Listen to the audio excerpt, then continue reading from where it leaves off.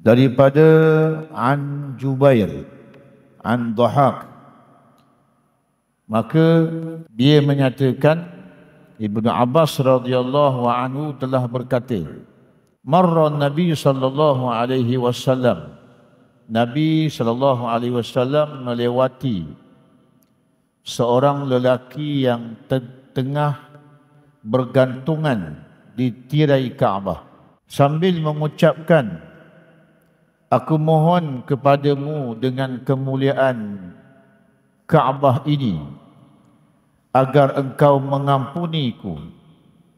Maka Rasulullah sallallahu alaihi wasallam bersabda kepadanya, wahai hamba Allah, mohonlah dengan kemuliaanmu, kerana sesungguhnya kemuliaan seorang mukmin lebih agung di sisi Allah daripada kemuliaan Kaabah ini. Lelaki itu berkata, wahai Rasulullah, sesungguhnya aku memiliki dosa yang besar. Beliau sallallahu alaihi wasallam bertanya, memangnya apakah dosamu? Dia menjawab, sesungguhnya aku mempunyai banyak harta, ternakanku juga banyak, dan kudaku banyak. Tetapi jika ada seseorang yang meminta sesuatu daripada hartaku, seakan-akan ada bara api yang keluar daripada wajahku. Rasulullah sallallahu alaihi wasallam bersabda, pergilah engkau, jauhilah engkau dariku, wahai fasik. Jangan kau bakar aku dengan apimu, demi zat yang jiwaku berada di dalam genggamannya.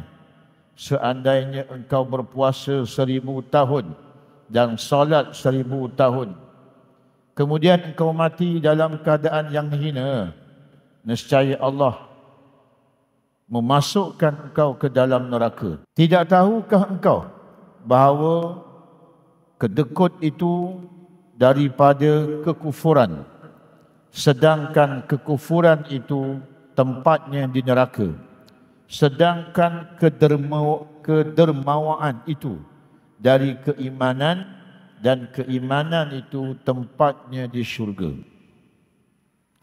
Hadis ini menceritakan kepada kita tentang bagaimana seorang lelaki yang sedang bergantungan di kelambu Kaabah dengan menyatakan, wahai Kaabah, wahai rumah yang mulia. Apabila dia menyebut perkataan itu, Nabi sallallahu alaihi wasallam menegur. Lalu kata Nabi sallallahu alaihi wasallam, janganlah engkau menyebut demi Kaabah. Kerana apa? Kerana status engkau sebagai seorang mukmin itu lebih mulia daripada engkau menyebut hadzal bait, iaitu Kaabah. Maknanya apa tuan-tuan? Maknanya Kaabah itu tidak memberi apa-apa kesan. Lalu tidak perlulah menyebut nama Kaabah. Orang mukmin itu terus sahaja meminta kepada Allah Subhanahu wa taala. Kemudian dia menceritakan kepada Rasulullah, ya Rasulullah, aku ni banyak dosa. Aku banyak dosa ya Rasulullah, dan dosa aku ni besar. Maka Nabi SAW pun menyatakan, apakah dosa engkau? Lalu lelaki itu menyatakan, sebelum menjawabnya, dia menyatakan, wahai Rasulullah, aku ni banyak harta, aku ni banyak ternakan, aku ni banyak khayli, kuda-kuda aku banyak. Maknanya dia ni adalah orang yang kaya, orang yang kaya. Tetapi apabila ada seseorang yang datang kepada aku dan meminta daripada hartaku, orang datang minta derma ke, minta sumbangan ke, faka'anna syu'latan min narin takhruju min wajhi, tiba-tiba aku jadi marah. Jadi marah. Marah tadi itu disebabkan kerana dia sayang pada harta tadi itu, yang akhirnya menyebabkan dia rasa kedekut. Dia kedekut. Jadi perasaan kedekut itu menyebabkan sampai kepada peringkat dia marah. Maka apabila Nabi SAW mendengar lelaki itu mengatakan sedemikian rupa, tanaha anni, kata Nabi. Kalau begitu kau pergilah jauh daripada aku, wahai fasik, wahai orang yang melakukan kesalahan, wahai orang yang melakukan dosa. Aku takut nanti api neraka kau itu akan memanaskan diriku. Lalu Nabi menyatakan, wallahi, aku bersumpah, kalaulah engkau berpuasa selama 1000 tahun, kalau engkau sembahyang selama 1000 tahun, engkau tetap akan mati dalam keadaan yang hina. Ketika mana? Ketika engkau adalah seorang yang kedekut. Engkau seorang yang kedekut. Nescaya Allah pasti akan memasukkan kau ke dalam neraka. Tidakkah kau ketahui bahawa sesungguhnya kedekut itu dia datang daripada perasaan kufur. Kufur itu maksudnya ialah tidak bersyukur. Dan orang yang kufur ini, orang yang tidak bersyukur ini, maka dia akan dimasukkan ke dalam neraka. Dan tidakkah kau ketahui orang yang derma, orang yang memberi itu, sebenarnya pemberian itu dia terbit daripada rasa iman, keyakinan kepada Allah. Dan orang yang yakin kepada Allah Subhanahu wa ta'ala, dia akan dimasukkan ke dalam syurga. Memberitakan kepada kita di sini bahawa betapakah sebenarnya orang yang ada padanya harta, apabila dia tahan harta dia, dia kedekut dengan harta dia, yang kalau kita melihat dalam ilmu tasawuf, kedekut itu disebabkan kerana apa? Kerana dia merasakan bahawa harta-harta itu adalah milik dia. Bila dia merasakan bahawa harta-harta itu milik dia, maka akan datanglah perasaan kedekut. Dan apabila perasaan kedekut itu datang, hakikat sebenarnya dia telah pun dikuasai oleh syaitan. Kerana syaitan itu Allah Subhanahu wa ta'ala menyebut di dalam Al-Quran, asyaitanu ya'idukumul faqra. Syaitan itu dia sentiasa membisikkan kepada kita perasaan rugi apabila kita didepani permintaan untuk kita bersedekah dan seumpamanya. Sedangkan wallahu asyaitanu ya'idukumul faqra wa ya'muru bil fahsya wallahu ya'idukumul maghfirah. Sedangkan Allah Subhanahu wa ta'ala itu menjanjikan pada pemberian itu akan ada pengampunan dan keberkatan. Para hadirin yang dimuliakan oleh Allah Subhanahu wa ta'ala sekalian, salah satu daripada bentuk sedekah ataupun sumbangan ataupun infak, iaitu satu ibadat yang akan kita laksanakan tidak berapa lama lagi. Namanya adalah kurban. Kurban adalah merupakan salah satu daripada juzuk huraian makna infak ataupun sedekah. Oleh kerana itu, saya mengajak pada diri saya dan mengajak kepada tuan-tuan semua sekali untuk mengambil bahagian. Ambil bahagian. Kerana apa? Kerana ibadat korban ini sebenarnya dia adalah satu ujian kepada kita. Nabi Allah Ibrahim alaihissalam, dia berdoa untuk mendapat anak dalam tempoh yang lama.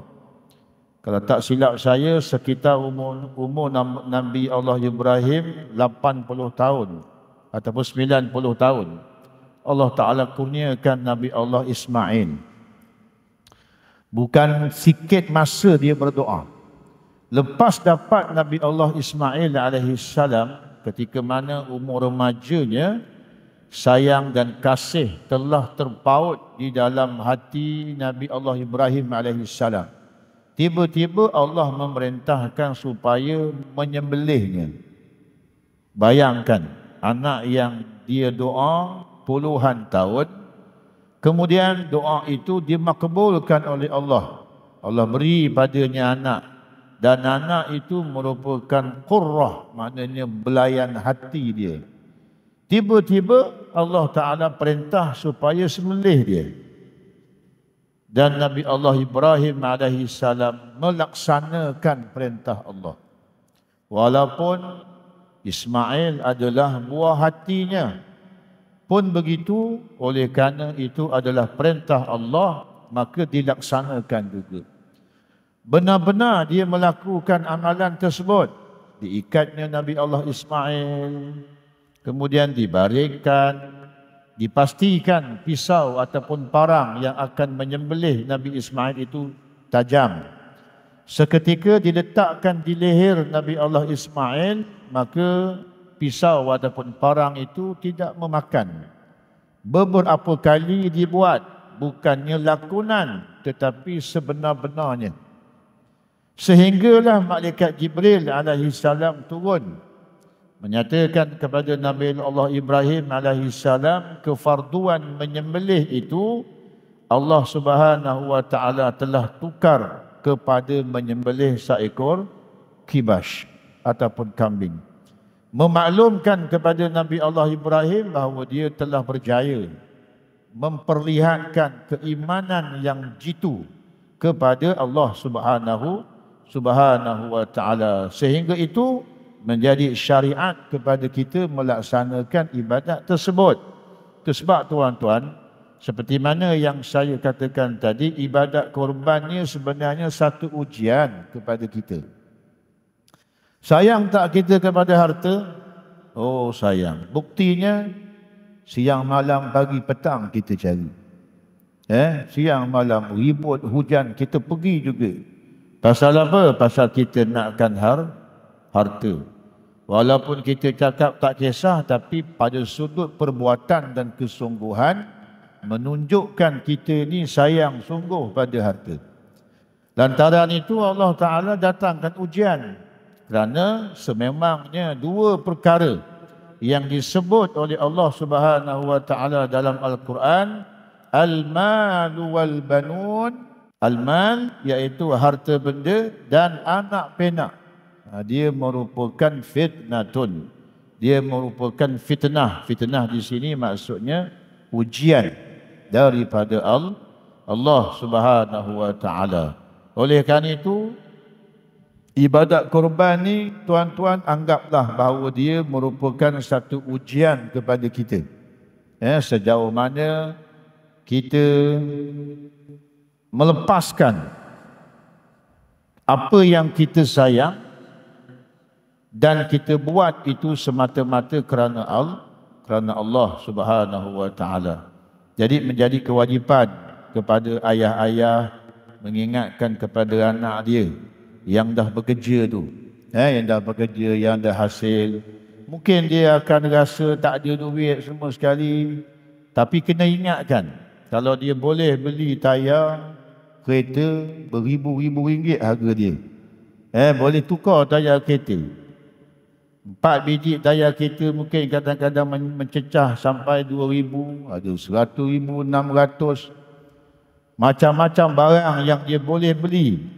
Dia boleh beli secara angsuran dan sebagainya, tetapi kenapa apabila dilaungkan, jom kita laksanakan ibadat korban yang ia salah satu daripada bentuk sedekah, tiba-tiba kita beralasan, kita takut harta yang kita perolehi hakikat sebenarnya Allah Ta'ala tarik padanya keberkatan, sehingga dalam perkara-perkara agama berat untuk kita laksanakan. Itulah yang disabdakan oleh Nabi tadi. Apabila seseorang datang, apabila dia kata ada orang datang jumpa dia, aku ni kaya banyak, aku ni harta ada, ternakan ada, kuda-kuda aku pun banyak. Maknanya kalau nisbah sekarang tu kereta banyak, rumah besar, tanaman, semua jadi. Tiba-tiba ada panggilan untuk kita bersedekah. Marah kita. Marah kita. Itu kalau kita memahami ada orang yang datang meminta. Tapi sebenarnya ibadat korbannya ialah Allah yang meminta. Tiba-tiba kita kedekut dengan pemberi, iaitu Allah Subhanahu wa taala. Jom kita muhasabah. Masih ada kesempatan lagi. Pasal belum lagi berlalu 10, 11, 12 dan 13 Zulhijjah. Masih ada lagi. Sehingga kalau dalam mazhab Imam Abu Hanifah, kalau tidak silap saya, bagi mereka yang pada 10, 11, 12 dan 13 tu cukup infak dia ataupun nafkah dia pada hari tersebut, dan ada lebihan, hukumnya wajib melaksanakan ibadat korban. Dalam mazhab Imam Syafi'i, kalau 10, 11, 12 dan 13 cukup semua nafkahnya, ada lagi lebihan, tidak dibuat korban, hukumnya adalah makruh. Makruh jangan disebut pada sudut makruh dia tak sekuat mana, tetapi tukar makna makruh itu kepada makna bahasa Malaysia. Apakah dia ikrah? Ikrah itu maksudnya dibenci oleh Allah Subhanahu wa taala. Buatlah korban. Buatlah korban. Kalau ada anak 5 orang, masing-masing dah bekerja. Tuan-tuan, kalau dalam mazhab Imam Syafi'i, mana-mana keluarga, kalau dia dah buat korban, maka ahli keluarganya terlepas daripada fardu kifayah, terlepas daripada kemakruhan tadi itu. Ceritalah pada anak-anak. Kalau kita sebagai seorang ayah, ceritalah. Kalau mak mertua saya selalu cakap, tahun ni mak nak buat korban. Tolong mak, pasal tak ada duit. Jadi minta pada anak sikit. Tapi sebenarnya kita tahu dia hendak keluarga dia buat korban. Baik, dan korban ni banyak tuan-tuan, dia punya kelebihan dia, terlalu banyak kelebihan dia. Paling minimal ada 2 benda yang paling besar dalam ibadat korban. Yang pertama sekali ialah dia akan membimbing kita menjadi orang yang bersyukur. Bersyukur ni susah. Kita buka dalam Al-Quran, Allah Ta'ala sebut, wa qalilam ma tashkurun. Orang yang bersyukur ni Allah Ta'ala sebut dalam Quran qalilun, memang sedikit. Memang sedikit. Jadi salah satu daripada boleh membimbing kita menjadi orang yang bersyukur ialah dengan kita melaksanakan ibadat korban. Bayangkan tuan-tuan beli seekor kambing, kemudian anak beranak sembelih dia, kemudian dicincang daging, dimasukkan dalam plastik, maka kita berjalan kaki mengetuk rumah orang, beri, orang terima dengan gembira. Semuanya itu akan membimbing kita dan anak-anak kita menjadi orang yang bersyukur. Sifat syukur ni dia bukan hanya diminta oleh orang mukmin, jadikan dia seorang bersyukur di dunia, bahkan di akhirat pun. Di akhirat pun apabila Allah Subhanahu wa taala menanyakan kepada mereka, apa lagi yang kau nak? Itu sebab kita selalu sering membaca doa, wa akhiru da'wahum anil hamdulillahi rabbil alamin. Itu adalah ucapan daripada orang duduk dalam syurga. Allah tanya lagi, apa lagi yang kau nak? Mereka menjawab, wa akhiru da'wahum anil hamdulillahi rabbil alamin. Apa maksud alhamdulillahi rabbil alamin? Maknanya nak jadi orang yang bersyukur. Nak jadi orang yang bersyukur. Maknanya orang yang dah masuk syurga pun mengigaukan, menginginkan untuk Allah Ta'ala mengisytiharkan bahawa kita ni orang yang bersyukur. Yang kedua, di antara kelebihan amalan korban ini yang jelas kepada kita ialah Allah Subhanahu Wa Ta'ala akan memberkati harta kita. Harta kita.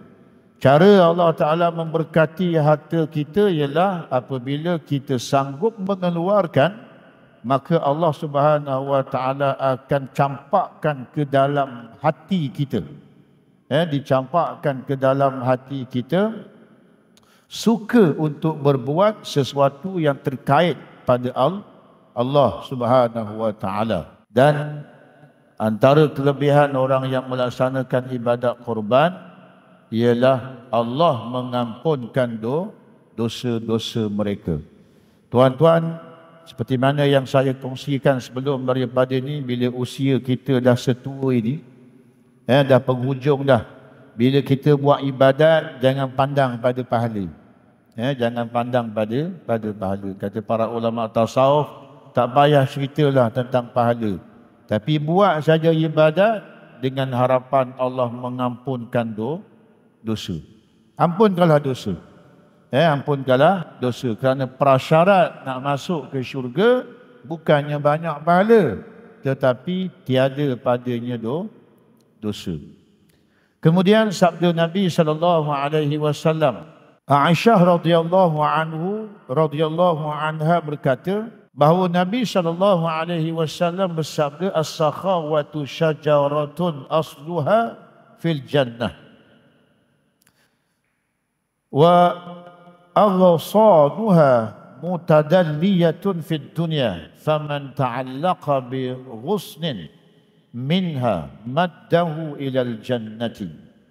Kata Aisyah radhiyallahu anha bahawa Nabi SAW bersabda, orang yang derma tu, orang yang dermawan adalah diibaratkan perbuatan ataupun sifat dermawan itu, dia adalah pohon. Dia adalah satu pohon yang mana pangkalnya berada di syurga. Dia punya perumpamaan dia. Orang yang derma ni diumpamakan seperti dia itu adalah pohon, di mana pohon itu dahannya di dunia. Tapi pangkalnya dia berada di dalam syurga. Barang sesiapa yang dia bergantungan pada dahan itu, maka dia akan diantarkan ke syurga. Maddahu ila jannah. Jadi manakala al-bukhlu, adapun orang yang kedekut, dia diumpamakan seperti sifat kedekut tadi diumpamakan seperti sepohon pokok yang pangkalnya sebenarnya berasal daripada neraka. Maka barang sesiapa yang bergayut kepada dahan itu, maka memudahkan dia akan membawa kepada neraka. Itu perumpamaan. Itu perumpamaan. Seperti mana yang saya katakan tadi, sebenarnya bukhul ataupun kedekut, tuan-tuan. Kedekut memang sebenarnya dia adalah satu sifat, satu sikap yang ada pada syaitan, ada pada iblis, ada pada syaitan.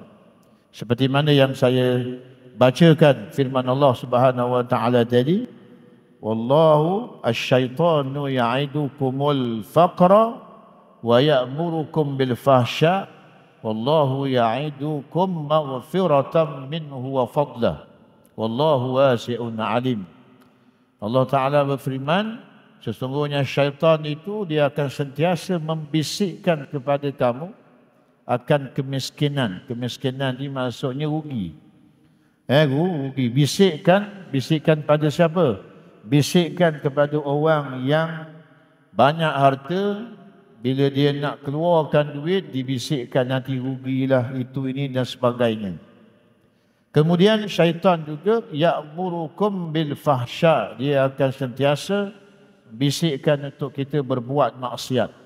Sedangkan Allah menjanjikan kepada kamu dengan pemberian yang kamu beri, iaitu mendapat maghfirah, keampunan, dan juga daripada pemberian derma tersebut akan diberikan kepadanya fadlah, iaitu kelebihan. Dan akhir sekali, kata Nabi SAW, "Ma min rajulin yatasaddaqu fi yawmin aw laylatin illa hufiza min an yamuta min dalghatin aw hadmatin aw mauti baghtatan."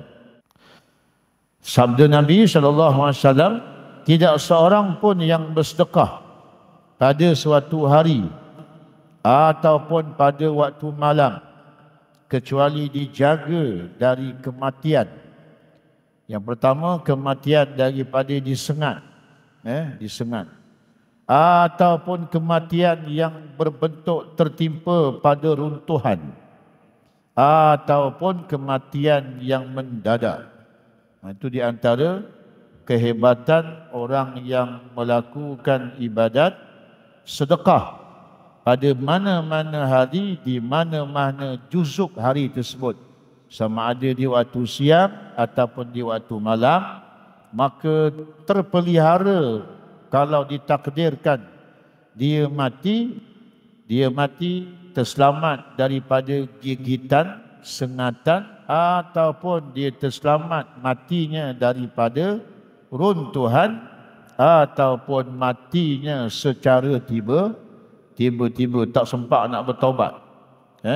Tengah-tengah live, pak mati, tak sempat nak bertaubat. Banyak kita tengok. Tengah-tengah buat benda-benda yang Allah Ta'ala tak suka, tiba-tiba rembah aja. Rembah saja. Mudah-mudahan benar-benarlah ibadat sedekah yang kita sumbangkan, yang kita laksanakan, Allah Ta'ala pelihara kita daripada sebarang apa jua ketidakbaikan.